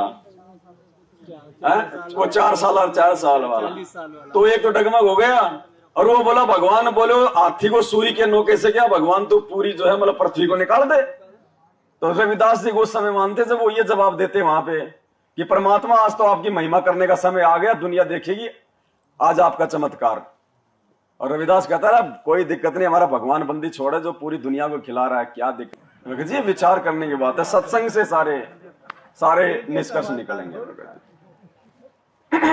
मगर ये जो भक्ति योग 1000 साल चलेगा तो उसमें पार होंगे कि परमात्मा के जाने के बाद? चलिए एक बात और अपनी वो बीच में लग गई वाला जो बताया था परमात्मा ने, हलाल पक्षी का उदाहरण जो दिया था ना, हाँ। जब परमात्मा जाएंगे उसी समय पार हो पाएगा। तो जाने के बाद कौन पार होगा? जो 1000 साल तक जो भक्ति युग चलना है, भक्ति युग चलेगा, पार कोई नहीं होगा ना। तो सतयुग के लिए वर्तमान में जो भक्ति कर रहे हैं, चाहे मैनेजमेंट वाले हो, चाहे सत्सेवक हो, चाहे और कोई हो, और संत रामपाल जी के रहते सहते जो पार नहीं हो पाए, जो उनके साथ सत लोग नहीं जा पाए, तो ये भक्ति का भगत जी ये प्रतिफल तो देगा ना परमात्मा। 1000 साल तक मानव जन्म प्राप्त करके वो सुख भोगेंगे, पार नहीं हो पाएंगे। पार वही होंगे जो संत रामपाल जी के रहते सहते, या संत रामपाल जी के रहते सहते जिन्होंने नाम ले लिया, और संत रामपाल जी के जाने के बाद जो पूर्ण मर्यादा में रहे, वो ही पार होंगे। वो डीवीडी से नाम लेने वाले उनके जाने के बाद में पार नहीं होंगे भगत जी। डीवीडी से लिया नहीं, गुरु जी के जाने के बाद में जो डीवीडी की व्यवस्था की जाए वो पार नहीं हो पाएंगे। भगत जी इसका तो एक जगत वालों ने एक आडियो भी निकाली थी ना 2018 जो मेरठ सत्संग जो चालू हुआ सात संगति, क्या मेरठ की जो सात संगति चालू हुई थी 2018 से और 2024 अप्रैल 18 अप्रैल 2024 तक जो विशेष जुड़ाव चालू होगा भक्तों का, इसके लिए एक 18 अप्रैल 2014 तक परमात्मा जो है अच्छी अच्छी आत्माओं को जोड़ लेगा। 24 उसके बाद में हम आपस में संपर्क ही नहीं कर पाएंगे, ऐसी परिस्थितियां पैदा हो जाएंगी, ये कनेक्शन कट जाएंगे, मोबाइल बंद हो जाएंगे, ऐसा तानाशाह सिस्टम पैदा हो जाएगा, दुनिया को दुनिया से काट दिया जाएगा। राष्ट्रपति शासन का भी आज हम आपस में हम लोग इकट्ठे हुए हैं, इकट्ठे होने का माध्यम क्या है? मोबाइल। जब कल कोई मोबाइल ही बंद कर देंगे, इंटरनेट ही बंद कर देगी ये गवर्नमेंट, फिर क्या करोगे? किसको कौन उससे पहले पहले परमात्मा हमारे को ये खीर खिला रहा है, ये तैयार होना, दृढ़ हो जाओ। उस समय ना तुम्हें कोई पवनदास समझाएगा, ना तुम्हें कोई और समझाएगा, ना तुम कहीं आ सकोगे ना जा सकोगे, तुम्हारा खुद का ज्ञान और हिम्मत तुम्हारे काम आएगी। उस समय आत्मनिर्भर बनना पड़ेगा हमारे को। आज से स्वावलंबी जीवन जीना चालू कर दो। गरीब ऐसा सतगुरु हम मिला, अलल पंख की जात। अब जो अलल पंख होता है वो आता है नीचे अंडे के रूप में, सामान्य रूप से रहता है सामान्य प्राणियों की तरह, उन्हीं पक्षियों में खेलना खालना है, वो होता है ना। तो सतगुरु सामान्य भूमिका कर रहा है, और जब अलल पक्षी यहां से जाता है तब वो क्या करता है? हाथियों को लेकर जाते हैं। जितने भी लेके जा सकता है, जितनी भी उसकी वो कैपेसिटी है, 4, 5, 10 ले जाता है ना। क्या उसके बाद कोई हाथी चला जाएगा उस अलल पक्षी के पास में? अलल पक्षी के जाने के बाद क्या कोई हाथी अपनी तरफ से वो चला जाएगा? बिल्कुल। तो जब तो परमात्मा कह रहे हैं गरीब ऐसा सतगुरु हम मिला, अलल पक की जात। तो जब तक सतगुरु धरती पे है और जब वो जाएगा उसी समय ले जाएगा, उसने जितने भी ले जाने होंगे, उसी के लिए रिहर्सल कर रहा है परमात्मा, उसी के लिए पहले पहले अपने को ले जाएगा, उसके बाद में नहीं भगत जी, बाद में कोई नहीं जा पाएगा। और क्या कह रहे हैं परमात्मा? गुरु जी कह रहे हैं यदि तुम मेरे रहते सहते भगत नहीं बनोगे, जो मेरे रहते सहते पार नहीं हुआ वो बाद में कहां से हो जाएगा? बाद में तो तुम्हारे ऊपर जो है कोई दबाव ही नहीं रहेगा, अंकुश ही नहीं रहेगा कोई। अरे टीचर सामने बैठा है और उस समय बच्चा स्कूल में जो है वो शरारत कर रहा है, और टीचर कहीं बाहर चला गया तो वो बच्चा एक सभ्य विद्यार्थी बन जाएगा? जो गुरु के रहते सहते ही नहीं मान रहा, वो गुरु के जाने के बाद में कहां से विद्यार्थी बन जाएगा? क्या कह रहे हैं गुरु जी? चलो मान ले ईब आपने सुख भी हो गया, रह भी गए, और कंटिन्यूस 5-6 जन्म आपके मनुष्य के भी हो जाएंगे इस कमाई थे वर्तमान के भक्ति से। और आगे सरदार, क्योंकि आगे घटेगी जब दास यहाँ मौजूद है, अभी गलती करोगे तो आगे कौन से पार हो जाओगे तुम। अब तो हर तरह से मर्यादा आपको समझाता हूं, ये बताता हूं ये गलती मत करो, तुम्हें फाउल पॉइंट बताता हूं कि ये पॉइंट फाउल है, तेरा नाम खंड हो गया। तो अब भी जर रह जाओगे तो फिर आगे कैसे पार होगे तुम? जब ये दास चला जाएगा सतलोक, फिर तुम पर अंकुश नहीं रहेगा, ज्ञान तो रहेगा, लेकिन कुछ ऐसी मर्यादा बन जाएंगी जो पुण्यात्मा बचपन से भक्ति अपने बच्चों को रंग में रंग देंगे, वो आने वाले समय में इतना जल्दी नहीं बिगड़ेंगे। और जो वर्तमान में बिगड़ जाएगा तो आगे गलती हुई पड़ी है उससे। तो इसलिए इस समय को ज्यादा नहीं बढ़ाना आपने, यानी 1000 साल तक मत बढ़ाओ इस समय को। गुरुजी कह रहे हैं जो तुम आज ही पार नहीं हो पाओगे मेरे रहते सहते, मेरे जाने के बाद में कैसे पार हो जाओगे? तुम्हारे ऊपर कोई अंकुश ही नहीं रहेगा। जब आज गुरुजी के रहते सहते तुम स्टेडियम ठोक रहे हो, तो गुरुजी के जाने के बाद तुम मतलब भगत बन जाओगे? तो भगत जी ये बहुत थोड़ा समय है, बहुत थोड़ा समय इस धरती पे ये मोक्ष का। और दास इसीलिए चीख रहा, चिल्ला रहा है कि ये मेरा नहीं है साथ संगति, ये परमात्मा ने चलाई अपने भगत छांटने के लिए। और जो भगत बन जाएगा वो छट जाएगा, नहीं तो आते रहो, हलवा चाटते रहो, भोग लगाते रहो, ये प्रवचन सुनते रहो, कुछ लेना देना नहीं है। चले भगत जी, मैं तो कभी नहीं मानता हूँ शुरू से कि आपकी साथ संगति है। मैं तो भगवान रामपाल जी महाराज की साथ संगति बनते आए हम तो। मतलब ज्ञान उनका, यहाँ पे बैठ के उनकी चर्चा होती है, कोई मैं अपने बाप दादाओं के ज्ञान की चर्चा थोड़ी करता हूँ। आ जाओ जी, सत्संग। एक चीज और है, गुरु जी ने कहा है कि कोई भी हमें जो शब्द है फिल्मी की तर्ज पे नहीं गाना है। जी जी जी। अभी एक शब्द गा रहे थे तर्ज पे, वो कौन सा शब्द गा रहे थे? मतलब ये लोग कि वो फोटो के वो भी गुरु को लगा नहीं सको तो मना किसी को। हाँ हाँ हाँ हाँ। नहीं, ये कब कहा गुरुजी ने कि भी आपने फिल्मी तर्ज पे कोई मतलब कि जो है वो भजन नहीं गाना? नहीं कहा है, कब कहा है? वो तो हम नहीं निकाल पाएंगे, लेकिन गुरुजी ने कहा कि जितने भी ये साधु संत है ये फिल्मी की तर्जों पे अपना गाना वाना गा गा के वो जनता को भ्रमित करते हैं। वो तो अपना इंस्ट्रूमेंट वगैरह ढोलक बाजा लेके उसके लिए कहा गुरुजी ने। गाने की तर्ज पे, मतलब फिल्मी दुनिया गाने तर्ज की चाहे पे। कोई भी हो भगत जी, हमारे अगर शब्द परमात्मा के हैं, अगर हम अपने परमात्मा के लिए गा रहे हैं तो उसमें कोई दिक्कत कुछ नहीं। मोबाइल पे जो अपन जो फोन लगाती तो जो वाणी है वो जगतों की चलती है। कौन सी जगतों की वाणी? लगा के दिखाया जाएगा। एक मिनट रुक जाओ, उनको बता देते एक मिनट रुक भगत जी जाओ। उनके चला। ज्ञान में दम नहीं है, इसलिए परमात्मा बोलते हैं कि वो एक फिल्मी मिनट। तर्ज पे गाते हैं। नहीं, वो कौन सा फिल्मी की तरह से मेरे को बताओ, कौन से गाने की तरह से? वो भोग गुरु को लगा भला न किसी सको का तो कर न सको बुरा किसी का मत तो वो तो भजन है, वो तो ऑलरेडी वो फिल्मी गाना कहाँ है? भजन है, लेकिन वो तर्ज तो बहुत दूसरी है ना। तो तर्ज में क्या दिक्कत है? भजन तो कभी साहब के सारे भजन बनाए गए इन वाणियों के। तो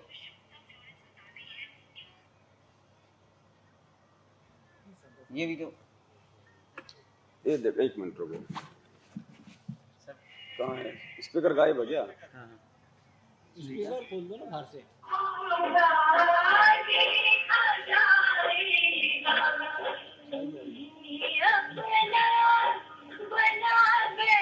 ये तो भगत जी का है। ये किसी जगत वाले का गाया हुआ है और इसने मतलब भगवान के लिए उसने वो गा रखा है। अब कोई भगत अगर उसको अगर अपनी रिंगटोन बना रहा है या वैसे उसको गा रहा है तो उसकी अपनी मौज है भगत जी, लेकिन वो फिल्मी गाना नहीं है। गुरुजी ने केवल अश्लील गाने, अश्लील साहित्य, अश्लील भजन वगैरह सुनने के लिए मना किया है। बाकी आपके गुरुजी की याद अगर कोई शब्द आपको दिला रहा है, कोई भजन दिला रहा है तो गुरुजी ने मना नहीं किया। गुरुजी ने केवल अश्लील फिल्में, अश्लील चुटकुले इनके लिए मना किया है, ढोलक जांच के लिए मना किया गया। ये तबला पेटी पे करने की आवश्यकता, क्योंकि वो कर्ण विकार है, वो ढोला तबला वगैरह। वैसे गुरुजी ने मना नहीं किया। ये तो गुरु जी के रहते थे तो तुम्हारे पे तो गाते थे वो एक भगत जी। क्या जगत में गाई है कि सदगुरु के वचनों को रखना समान है। तो उसमें क्या दिक्कत हो? उसको सुनने में कोई दिक्कत नहीं, वो तो भाव जागृत होते हैं हमारे गुरु में। ये मैनेजमेंट की रोकी थी गुरु जी के ऊपर और चलो ये बातें भी ना धीरे धीरे, देखो एक समय ऐसा आएगा धीरे धीरे ये चीजें भी हमारे को अच्छी लगनी जो है वो बंद हो जाएंगी। फिर हमें केवल अपने किसी से बात करने का मन ही नहीं करेगा। सुनेंगे तो गुरु जी के सत्संग और गुरु जी की वाणियां, उनके शब्द। धीरे धीरे होगा भगत जी, भक्ति के प्रभाव से होगा। इस प्रकार की बातें जो हम कर रहे हैं, दूसरे भाई बहन जो सुन रहे हैं, तो धीरे धीरे जब किसी के कानों में ये बातें जाएंगी तभी तो अंदर रिएक्शन होगा। जब कोई बातें हमारे को सुनने को नहीं मिलेंगी तो हम क्या विचार करेंगे? तो ये सारी प्रोसीजर वही चल रही है सात संगतियों के माध्यम से। उन आश्रमों में आपको ये बातें सुनने को नहीं मिलेंगी किसी भी प्रकार की, वहां बैठ ही नहीं सकते आप 5 मिनट भी। और इतनी भीड़ में कोई वहां पे ज्ञान चर्चा नहीं हो सकती भगत जी। वहां तो आरती नहीं कर पाते लोग ढंग से, बैठ के भी नहीं कर पाते। वो खड़े होके वो कहाँ आरती करेंगे? बैठ के नहीं कर पाते वो। बैडमिंटन खेलते खेलते उनके नित्य नियम चल रहे हैं वहां पे। ना ट्रॉफी में गुरु जी का फोटो लगाया, ट्रॉफी में हाँ। जो जीतेगा उसे ट्रॉफी देंगे और गुरु जी का फोटो वाले। नहीं, वो अभी जो गुरु जी के वो मतलब ये जो ये है ना जूता चप्पल जो है चरण पाद का, वो भी बिक रही थी नामदान। अच्छा 600 रुपए में बिकती है ना। हाँ, तो मैंने कि भाई नहीं तो वो मिर्ची पे सत्संग से सुनाया ना गुरु जी ने राम हाँ, रहीम का, उसका कि राम एक मिर्ची रहीम वाला। 2.5 लाख, एक मिर्ची 2,500 रुपए की बिकी थी ना, किसी 25 किलो। इसमें गुरु जी ने ट्रैक्टर चलाया, फलाना किया, तो यही वो कर रहा है गुरु जी। सेम पाखंड है भगत जी। ये फलाना ढेका, ट्रकों के ट्रक बेचे इन्होंने, सत्संग चप्पलों क्यों के सुनाए? ट्रकों के ट्रक। ना कर पाए। 24 में क्या स्थिति होने वाली, किसके लिए संकेत करवाया था परमात्मा ने? 24 में क्या स्थिति होने वाली है? स्थिति तो आज भी हो रही है, तो आप और हमें जो हमें महसूस नहीं हो रही स्थिति, तो आज भी जाके देखो जगत में क्या हो रही है। स्थिति तो भयंकर है भगत जी।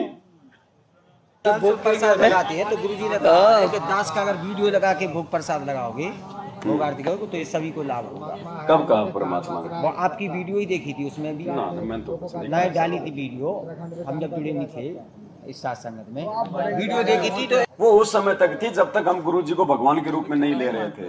अब भगवान हमारे गुरु जी को भोग लगा रहे हो और गुरु जी अपनी आरती करेंगे खुद ही। क्या हमें याद नहीं है भाई? मैंने ये कहा था उस वीडियो में, जिस आदमी को जो है पढ़ना नहीं आता, जो बूढ़ा है, वो गुरु जी का वीडियो लगा के आरती कर दे, भाई वो बेचारा वैसे कैसे करेगा? सही बात। अगर उसके घर में कोई और भगत नहीं है और उसने भोग लगाना है, उसको खुद को आती नहीं, उसको पढ़ना नहीं आता, वो कैसे भोग लगाएगा? तो उसकी तो वो मजबूरी है। इमरजेंसी के लिए ही गुरुजी ने ये 3 समय की ऑडियो वीडियो बनाई है। हमने इनको रूटीन में लगा दिया। तो जो भाई अनपढ़ है वो गुरुजी का वीडियो लगा के, ऑडियो लगा के, चाहे आरती भी करो चाहे भोग की आरती भी करो, वो ठीक है। बाकी मुझे पढ़ना आता है फिर भी मैं गुरुजी को भोग लगा रहा हूं, और मैं गुरुजी से मतलब की भोग लगवा रहा हूं, खुद कोई गुरुजी भोग लगा रहे हैं, फिर तो हम क्या कर रहे हैं फिर? आराम से बैठ के चलो तो ठीक है, भाई भक्ति भी गुरुजी कर रहे हैं, आरती भी गुरुजी कर रहे हैं, फिर हम क्या करेंगे? हम काम करें ना। वो उनके लिए जिनको ये पढ़ना लिखना नहीं आता। देखो भगत जी, मालिक ने संकेत छोड़े, ऑडियो वीडियो से आरती होती नहीं है। ये तो परमात्मा ने फिर 6 साल बाद में जाके ऑडियो वीडियो बनाई है, मजबूरी में। 19 गुरुजी नाम कब से दे रहे हैं? 1994 से। और ये डीवीडी कब बनी है ऑडियो वीडियो की? 2000 में करोथा आश्रम में बैठ के बना रखी है ना। 1999 में बना था करोथा आश्रम। अच्छा, तो 1999 लगा लो चाहे 2000 लगा लो, नाम दे रहे हो 94 से। 6 साल बाद जाके गुरुजी ने ऑडियो वीडियो बनाए हैं डीवीडी में। तो गुरुजी ने ये भी तो 94 से 2000 तक 6 साल तक उन्होंने जिन जिन भक्तों को नाम दिया वो कैसे आरती करते थे? नहीं, तो गुरुजी ने ये भी तो बोला कि भक्ति बहुत से करते थे। हाँ, जो गुरुजी ने बोला कि जो मेरी दास की जो कैसेट लगाएंगे, जब वाणी जहाँ फैलेंगी तो पेड़ पक्षी जो भी है सभी को लाभ होगा। हाँ, तो ये सत्संग सुनो ना परमात्मा के, सत्संग नहीं, मालिक के शब्द सुनो, मालिक की वाणियां सुनो। नित्य नियम जो बताया है सुबह का। अरे तो नित्य नियम ही वाणी है कि खाली खाली नित्य नियम का असर होगा, बाकी वाणी का असर नहीं होता। सत्संग भी है, नित्य नियम भी है। तो हम भी तो परमात्मा की वाणियां उच्चारेंगे। तो वही हो रहेगी। नहीं तो दुनिया कबीर जी की वाणियां गा रही हो, कबीर जी ने भर रखी है क्या? भगत जी उसमें भी बोले ना, पहले वो पत्थरों के आगे खड़े होके जय गणेश के गणेश जी ने डीवीडी भर रखी थी क्या अपनी आवाज में? बताइए। तो वो तो ठीक है, लोग वेद है, वो तो एक दूसरे में मतलब हिलते तो रहते ये हैं। अब इसमें इमरजेंसी का अपन थोड़ी हिल साधन पाते है हैं। जी, ऐसे। मैंने गरीबदास जी का उदाहरण दे के बताया है कि वो उनका भगत जो कुएं के पास कर रहा था आरती, तो वो भी तो खड़े होके अपने मुंह से वो कर रहा था। भाई जब राम राय जब वहां से जा रहा था, जब गरीबदास जी का एक भगत बैठ के आरती कर रहा था, तो गुरुजी ने क्या बताया? वो राम राय में इतना जमल के प्रभावित हुआ, वो वाणियां उसके दिल में उतर गई। उसने कहा भाई तुम्हारे महाराज कौन है, वो शरीर में है कि नहीं है? तो वो तो उस भगत के मुंह से सुन के तो प्रभावित हुआ, और वो पंजाब से चल के हरियाणा आ गया वो। तो क्या वो वाणी असर नहीं करी? करी थी ना। वो तो भगत के मुंह से चली थी वो शब्द परमात्मा के हैं, मुंह चाहे वो कोई का भी हो। कबीर जी की वाणियां हैं, कबीर जी के दोहे हैं। ये दुनिया भर के लोग गा रहे हैं ना, लेकिन हम लोग कितने मतलब जो है प्रभावित हो जाते हैं। वो वाणी का आकर्षण है, वो शब्दों की वो शक्ति है भगत जी, भगत की नहीं। वो हमारे गुरुजी कौन सी लता मंगेशकर हैं बता दो? है क्या लता मंगेशकर की तरह सांसारिक तौर पे उनकी मीठी आवाज है क्या? नहीं है ना। और हरियाणा की भाषा दुनिया में सबसे ज्यादा मतलब खड़ी भाषा समझ लो आप। गाली देना, सीधा बात करना, मतलब गाली देना, मतलब प्यार से बोलेगा तो भी गाली लगी। अगर कोई ये पूछे ना भाई साहब टाइम क्या हो गया, फांसी खाकर मरेगा। मतलब आवाज अच्छी नहीं लगती। और उसी आवाज में हमारे गुरुदेव सत्संग करते तो हमारी आंखों से ये शब्दों का आकर्षण है। और ये अभी जो पुस्तक फाड़ी इसने वो आपने भी बनाई है, उसने भी बनाई है। देखिए श्री शिव महापुराण विद्या भारती क्या है वो तो आप बता दो। वैसे ये तो देख रखा वीडियो तो पूरा देखा। बता दो इसका क्या है मतलब। इतना तो आप प्रमाण बता देना। नहीं, वो प्रमाण वो किस चीज के? शिवलिंग के ऊपर शिवलिंग के ऊपर है, और जो मतलब उन्होंने बताया ना कि ब्रह्मा विष्णु महेश ऐसा नहीं है, तो गीता तो वो तो ठीक है, वो तो गुरुजी ने बता रखे ना। फिर उसमें क्या डाउट है आपको? हमें क्या पता। तो फिर आपको सुना रहे हो फिर ये बात वो नहीं है कि जैसे ये भी बता रहे हैं, जैसे हाँ। किसी भी चीज के लाने इनके भी अपन सुन रहे हैं, और आपने भी जो चीज बताई है भाभी सुनी है, जहाँ भी अपनी डाउनलोड है। तो आपको ये क्या गलत लगा?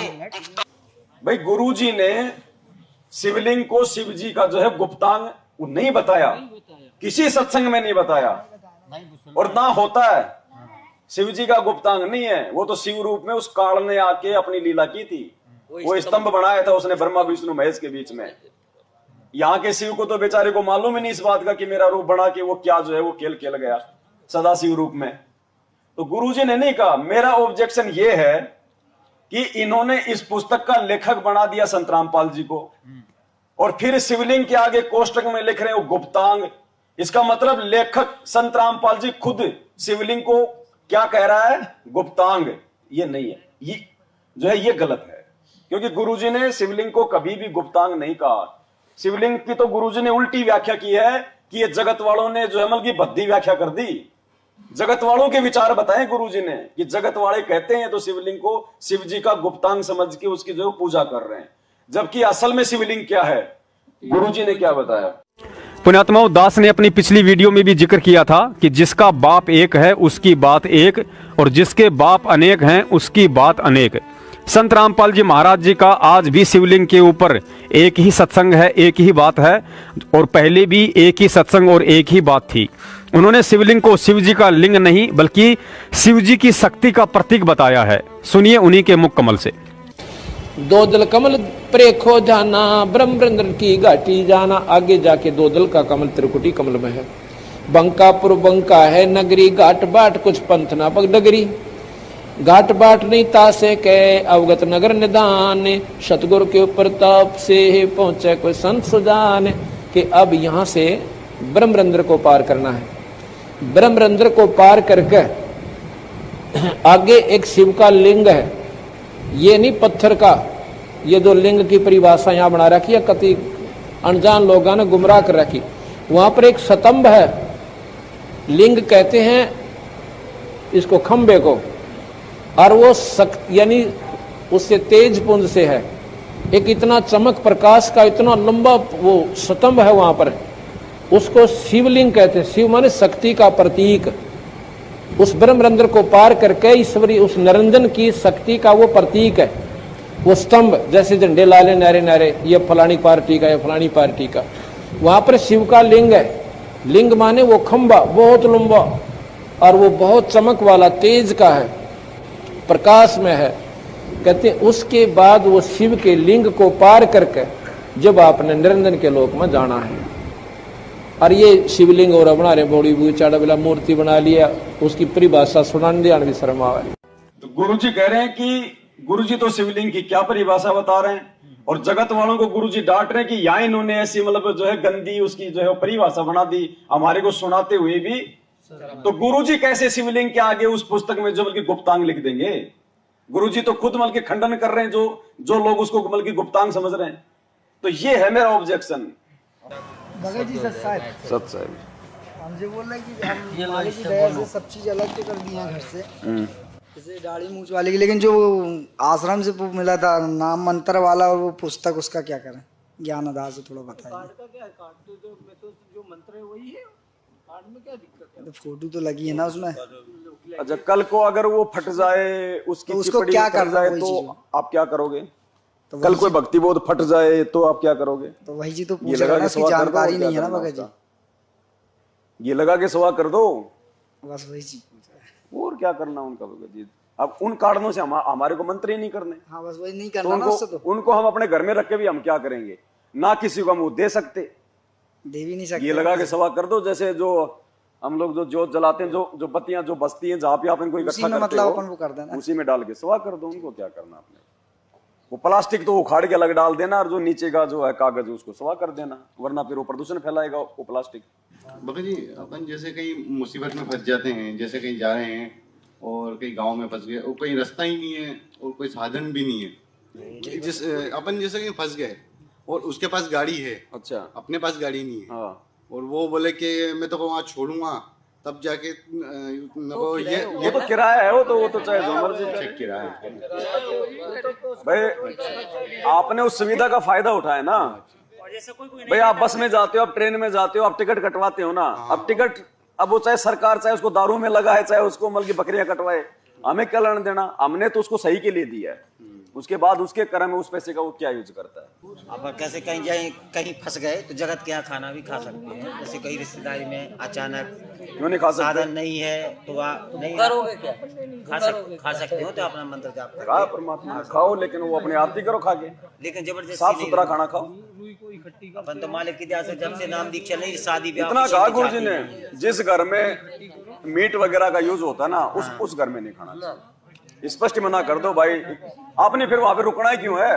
पहली बात तो अपना रुकना काम ही करके नहीं है। नहीं अगर कोई मजबूरी है, कोई दिक्कत है, गाड़ी चूक गई है, बस नहीं मिली है, तो कोई दिक्कत नहीं, रुक सकती है वहाँ पे। मुझे सत्संग में बताया गुरुजी ने दो प्रकार से समझाया सत्संग में जी। हर बात की गुरुजी दो प्रकार से, जिसको ज्ञान नहीं है वो कर सकता है, जिसको ज्ञान हो गया वो नहीं जाएगा। शादी में आपकी मर्यादा टूटेगी टूटेगी भगत जी। अब आज किसी को ये पता लग गया कि आपके कैंसर है और उसके घर में से ब्याह हो छोरे का लड़के का और उसको कोई नो के आजा डांस कर ले, नो के तू जा मेरा अपना काम करे, हो रहा डांस, मेरी तो शातान हो रही है, अब करके दिखाओ डांस, बजाओ डीजे, सुनो गाने।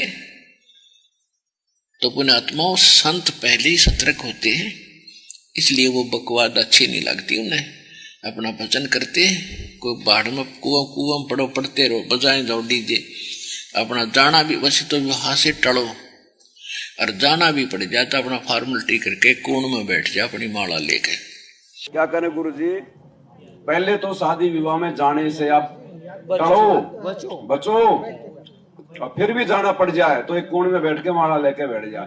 जब कोण में जाके माला लेके बैठनी तो फिर जाके क्या करोगा? कोई बाढ़ में कुआं पड़ो, पड़ते रहो, बजाएं जाओ डीजे, अपना जाना भी वैसे तो वहां से टलो, और जाना भी पड़ जाए तो अपना फॉर्मेलिटी करके कोण में बैठ जाए अपनी माला लेके, और वो करते रहे जो तुमने करना फंड। तो पुण्यात्माओं आम संसार तनु कहेगा भाई तू ऐसा के मायूस सा रहता है, तेरा के बिजली गिर गई, ऐसा के नुकसान हो रहा है, तू नाचता गाता कोई ना, तो उसके लिए माथा नहीं मारा है, घड़ा नहीं बोल रहा है। कहते हैं साकट और सवान को उल्ट जवाब नहीं दे। उसने न्यू कह दिया भाई मेरी कोई ना रुचि, मेरी इच्छा नहीं बनती, बात खत्म हुई। समाज कहता रहेगा, जब उनके साथ बनेगी जब पता लगेगा, उनके साथ तो दुर्घटना होगी जब डरेंगे। हम पहले डर जाते हैं, तो समझदार वही होता जो पहले डरे, नहीं तो चोट लगेगी लगेगी भगत जी, क्योंकि वहां जाने मात्र से मर्यादा खंडित होगी। आप कुछ भी मत करो फिर भी आपकी मर्यादा खंडित होगी। क्यों? क्योंकि आपने उस परंपरा में, उस आन उपासना में आपने जो है वहां जाके वहां पे आपने सहयोग कर दिया। उस भीड़ में भीड़ करना सहयोग करना है। जब तक हम जाना नहीं छोड़ेंगे, जगत वाले मनाना कैसे छोड़ेंगे?